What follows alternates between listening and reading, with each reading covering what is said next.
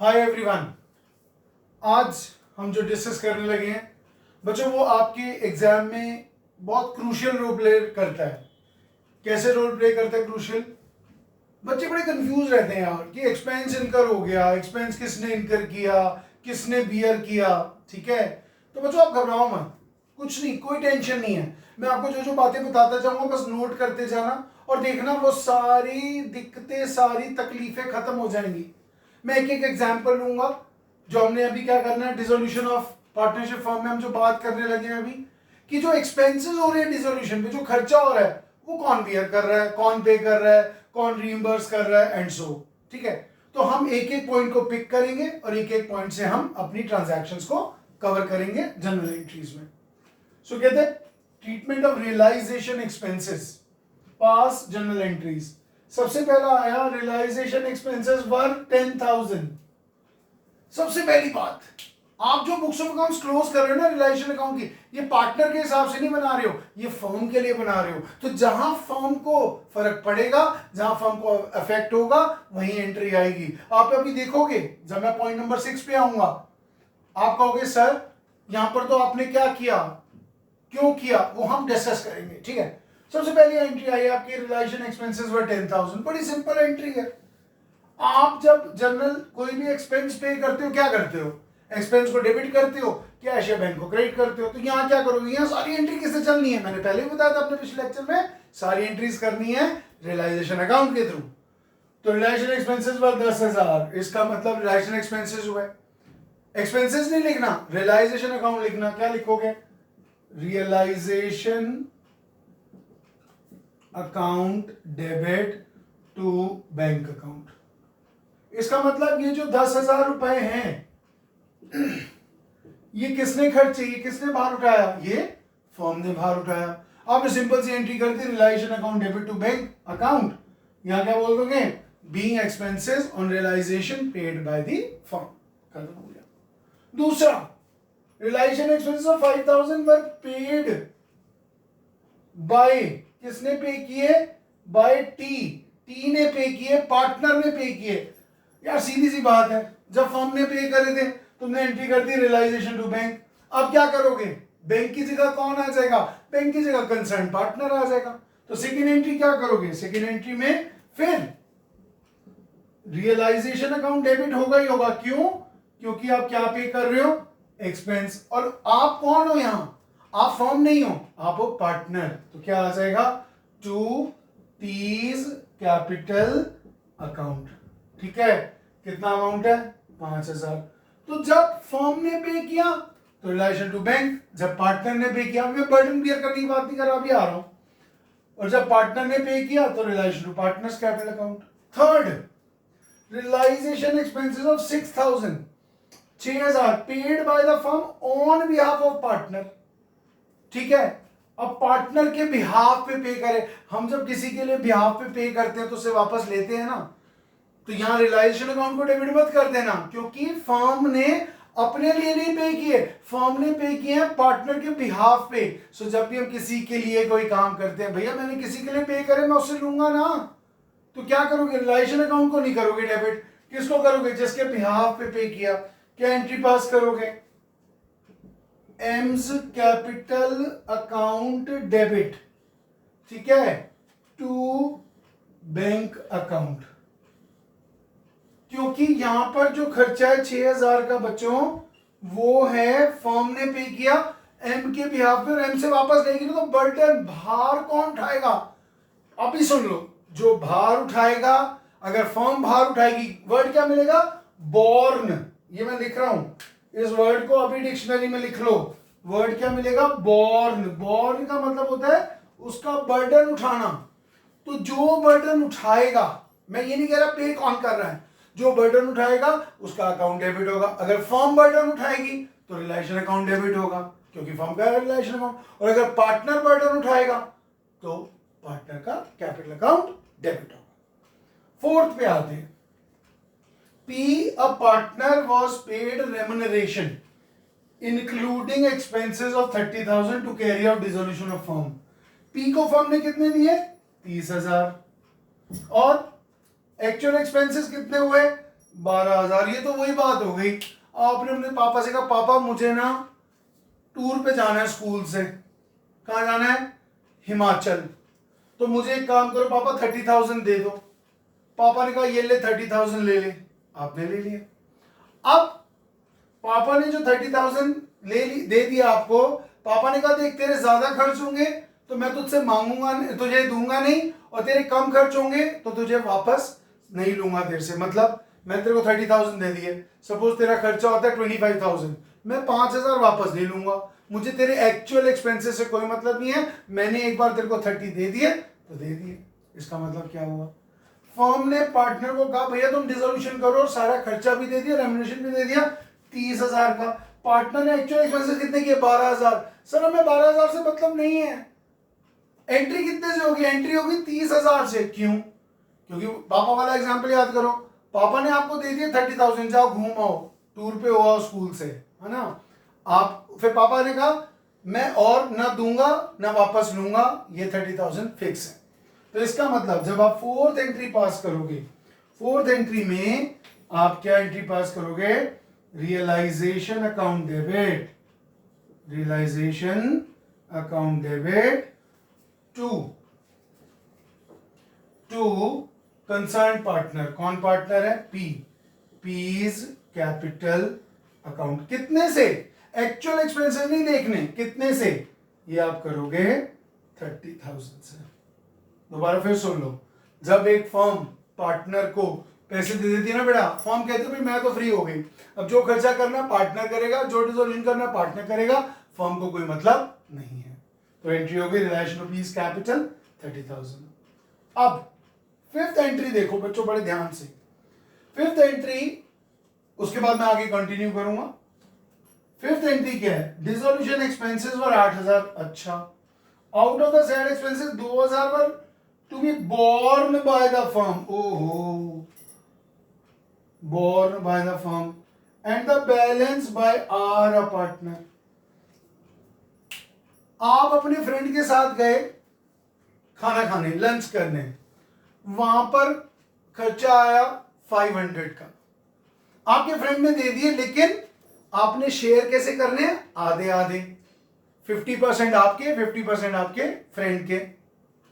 काश वही सारे दे रहा होता खर्चे तो मुझे कोई प्रॉब्लम ही नहीं थी, लेकिन मुझे भी 50% देना है, उसको भी 50%। पेमेंट उसने करी 500 की, उसने कहा भाई चलो घर आ गए मेरे को 250 दे दे। इसका मतलब बर्डन सारा दोस्त ने बियर नहीं करा, फ्रेंड ने बियर नहीं किया, भार उसने नहीं उठाया, कुछ भार आपने उठाया 50%, कुछ उसने उठाया। तो मैंने आपको क्या कहा था, जब वर्ड आएगा बोर्न, बोर्न मतलब आपने उसका भार उठाया, आपने उसका भार उठाया, तो इसका मतलब क्या हुआ? आपका अकाउंट भी डेबिट होगा एज अ पार्टनर, और फर्म का अकाउंट भी डेबिट होगा थ्रू रियलाइजेशन अकाउंट। मैं हाथ इसके बाद एक नेक्स्ट भी आपको करा दूंगा एंट्री, चिंता मत करें, जिसमें बच्चों को थोड़ी सी प्रॉब्लम होती है, क्या वो भी हम देखते हैं। तो टोटल खर्चा हुआ 8,000 का, ठीक है, कैश 8,000 का जा रहा है, फर्म ने 8,000 दे दिए, मान लिया फर्म ने कितना पे कर दिया, फर्म ने 8,000 दे दिया, लेकिन बर्डन कौन बियर कर रहा है? 2,000 फर्म बियर कर रही है, और बाकी कितना? 6,000 वो कौन बियर कर रहा है? पार्टनर। कौन? आर। तो इसको मैं रेड से लिखूंगा फिफ्थ एंट्री को, रियलाइजेशन अकाउंट डेबिट कितने से? 2,000 से। आर्स कैपिटल अकाउंट, आ रहा है, हाँ आ रहा है भाई, बिल्कुल आ रहा है, 6,000 टू बैंक अकाउंट। एक बार फिर देखते हैं इस एंट्री को। सर खर्चा हुआ 8,000 का, फर्म ने बियर किया 2,000, फर्म कहती है भाई बाकी पार्टनर तू बियर करेगा, तो यार जो बियर करेगा, जो दुख उठाएगा, उसी को तो डेबिट करेंगे। सो डी फॉर दुख, डी फॉर डेबिट। फर्म को डेबिट करोगे बेटा किससे? बोलो बोलो जल्दी।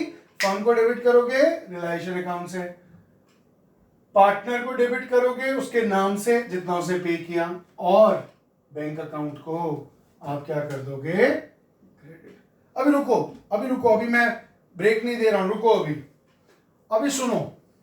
अगली एंट्री कहता है suppose realisation expenses 10,000 paid and borne by partner X. दोबारा फिर सुनो, रियलाइजेशन यहां लिखते हैं 6 नंबर। बड़ी आसान है यार, बड़ी आसान है।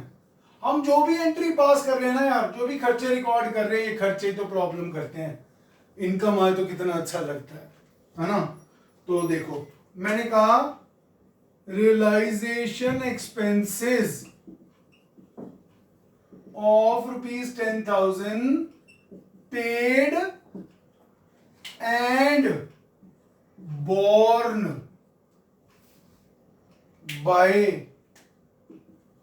Partner X. अब देखो सर वेरी गुड, आपके पापा आपको लेके गए, लंच करा के लाए, पैसे भी उन्होंने दिए, बर्डन भी उन्होंने उठाया, सर आपको तो हैप्पी एंडिंग हो गई, आपको तो कोई टेंशन ही नहीं।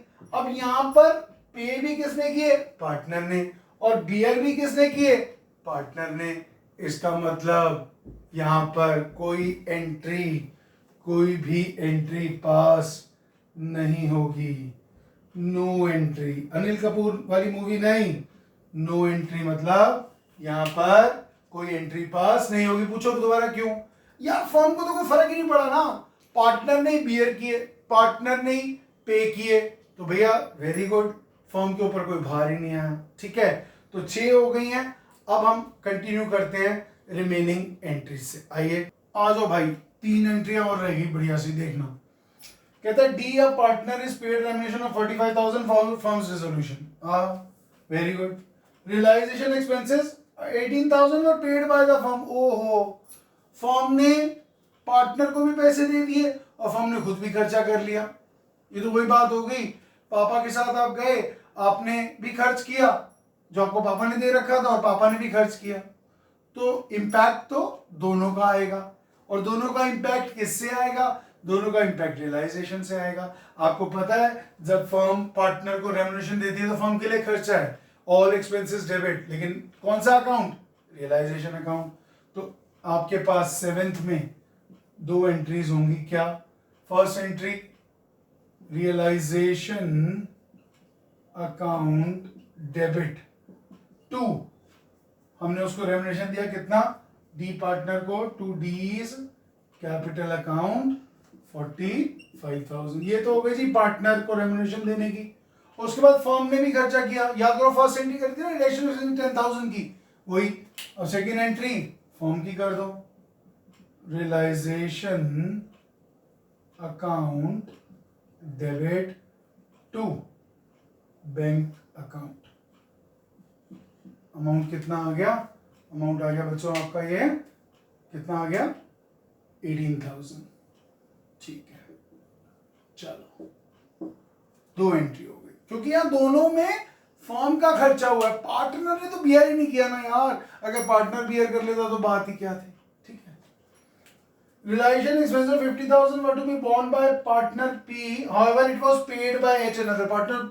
बच्चा आया मेरे पास, सर मैं तो फंस गया। मैंने क्या हुआ? कहता सर मुझे समझ नहीं आ रहा किसको डेबिट करूं किसको क्रेडिट करूं। मैंने कहा सुन मेरी बात सुन, दुख किसको होता है? जो भार उठाता है जिंदगी में। भार किसने उठाया? पी ने। तो डी फॉर दुख, फिर आ जाओ, डी फॉर दुख, डी फॉर डेबिट। डेबिट किसको करोगे? जिसने भार उठाया। भार किसने उठाया? पी ने। तो लो ना यार, एंट्री में है क्या? ये लो, P's capital account debit to, कौन सा पार्टनर है? दूसरा, एच कैपिटल अकाउंट। कितना अमाउंट है? अमाउंट है आपका 50,000। याद करो वो 8,000 रुपये खर्चे वाला याद करो। 2,000 फर्म ने बियर किए थे और 6,000 पार्टनर ने बियर किए थे। चाहे पे फर्म नहीं करे, पेमेंट से मतलब नहीं है। और उसके बाद हमने कहा था क्या? पार्टनर ने पे किया और पार्टनर ने बियर किया, फर्म को कोई मतलब ही नहीं। जब फर्म को मतलब ही नहीं तो उस एंट्री में रिलेशन अकाउंट 6 वाली में नहीं आया था। तो ये हो गई पीस कैपिटल अकाउंट डेबिट। जिसने बियर किया, जिसने दुख उठाया, उसको डेबिट और दूसरे को क्रेडिट। लास्ट एंट्री देखो 9th। यार ये बड़ी मस्त एंट्री है यार, ये ना बड़ी घुमाती है। अब बुक्स में देखना बड़ा मजा आएगा। कह रहे क्यू एक पार्टनर है जिसको हमने 30,000 दे दिए रिलेशन एक्सपेंसेस के, टू टेक स्टॉक, ठीक है। उसने क्या किया, he agree to take stock of the same value as remuneration. उसने कहा जी देखो फर्म ऐसा करो यार, मेरे को ना पैसे वैसे मत दो, मैं स्टॉक ले लेता हूँ सेम वैल्यू का, और स्टॉक ऑलरेडी ट्रांसफर्ड है, कहाँ, स्टॉक ऑलरेडी ट्रांसफर्ड है रिलायशन अकाउंट में। अच्छा ये भी ठीक है। अब बच्चे फिर परेशान, कहते सर बुक में तो 2 स्टाइल थे। मैंने कहा क्या, कहता सर लिखा नो एंट्री है। मैंने कहा नो एंट्री, कहता हाँ सर नो एंट्री। मैंने कहा अच्छा बात सुन मेरी, कहता सर नो एंट्री। मैंने कहा नो एंट्री क्यों, क्योंकि आपस में कैंसिलेशन हो रहा है, कॉन्ट्रा हो रहा है, आपस में कट हो रहा है। वही पार्टनर को खर्चा दिया और वही पार्टनर एसेट ले रहे, तो दोनों आपस में कोइंसाइड कर रहे हैं, दोनों आपस में क्लैश कर रहे हैं, क्रॉस कर रहे हैं, इसीलिए एंट्री करने की कोई जरूरत नहीं है। कहता सर एक और भी दे रखा, 2 एंट्री और दे रखी है। मैंने कहा क्या, मैंने कहा सुन 2 एंट्री क्या उन्होंने दे रखी है। पहला ऑप्शन क्या, नो एंट्री, एंट्री पास ही मत करो, क्योंकि जो रेम्यूनरेशन है उसने उसका स्टॉक ले लिया। दूसरी एंट्री क्या, इसको 2 पार्ट में कर लो। जब फर्म पार्टनर को रेम्यूनरेशन देती है तो आप क्या करते हो, realisation account debit to partners capital account लिख दो, और 2 एंट्री क्या पास कर दो, रियलाइजेशन अकाउंट डेबिट टू कौन सा पार्टनर है, क्यूज कैपिटल अकाउंट। कितना, 30,000, ठीक है। ओके अभी देखना नो एंट्री का फंडा दोबारा यहां से। और जब पार्टनर को या एसेट टेक ओवर करता है जो रियलाइजेशन में ट्रांसफर हुआ होता है, सर रियलाइजेशन में ट्रांसफर हो गई कोई एसेट एंड लायबिलिटी, मतलब उसका वजूद खत्म, उसकी आइडेंटिटी खत्म, उसका पहचान खत्म। इसीलिए जब भी कोई एसेट सेल होता है या लायबिलिटी डिस्पोज करते हो, एसेट लायबिलिटी का नाम नहीं लगाते, किसका नाम लगाते हो, रियलाइजेशन अकाउंट का, ठीक है। अब अगली एंट्री, जब पार्टनर ने स्टॉक टेक ओवर किया, स्टॉक कहां पड़ा है, स्टॉक पड़ा है उसके डेबिट साइड में, किसके, रियलाइजेशन अकाउंट के। तो अगली एंट्री क्या बन जाएगी, अगली एंट्री बनेगी, पार्टनर ने स्टॉक टेक ओवर किया, Q's capital account debit to realisation account. फिर वही अमाउंट 30,000 लो। पहले तुमने रियलाइजेशन को डेबिट किया, क्यू को क्रेडिट किया, फिर क्यू को तुमने क्या किया, डेबिट किया, और रियलाइजेशन को क्रेडिट किया। इसका मतलब क्या हुआ, दोनों कट हो गए, दोनों आपस में कॉन्ट्रा हो गए, दोनों आपस में एडजस्ट हो गए। तो या तो नो एंट्री या ये 2 एंट्री पास करो। सर नो एंट्री भी लिख दोगे ना, मार्क्स पूरे मिलेंगे। एक बच्चा कहते सर खाली छोड़ा हूं तो टीचर समझ आए, नहीं भैया ऐसा नहीं करना यार, खाली छोड़ना मतलब 0 सफाई के भी नंबर नहीं मिलेंगे अब तो बोर्ड में, ठीक है, ध्यान रखना। तो ये हैं आपकी एंट्रीज फॉर रियलाइजेशन एक्सपेंसेस। फिर कह रहा हूं याद रखना, जो बियर कर रहा है, जो भार उठा रहा है उसे डेबिट करेंगे, लेकिन ध्यान क्या रखना है, सारी एंट्रीज फर्म के हिसाब से करनी है, पार्टनर के हिसाब से नहीं। अगर पार्टनर ने पे किया और पार्टनर ने बियर किया, फर्म कहती है thank you so much, we are very happy, कोई एंट्री नहीं करोगे। लेकिन अगर फर्म और पार्टनर दोनों ने बियर किया और पे किया किसने, फर्म ने, तो रियलाइजेशन अकाउंट आ जाएगा फर्म की तरफ से डेबिट, पार्टनर जिसने बियर किया वो डेबिट टू क्या, आपका कैश या बैंक, जितना अमाउंट खर्च हुआ, तो जितना जितना उन्होंने बर्डन बियर किया, ठीक है। और ये मैंने आपको बता दिया कि जहां पर फर्म ने उसको पैसा भी दिया और फर्म भी खुद खर्च कर रही है, वाह, तो 2 एंट्री पास कर दो, एक पैसा देने की और एक खर्चा करने की, दोनों किससे होंगी, रियलाइजेशन अकाउंट से। तो ये बच्चों आपकी कुछ एंट्रीज थी, ठीक है, रिगार्डिंग टू रियलाइजेशन एक्सपेंसेस, और टॉपिक्स हम आगे कंटिन्यू करेंगे। Thank you.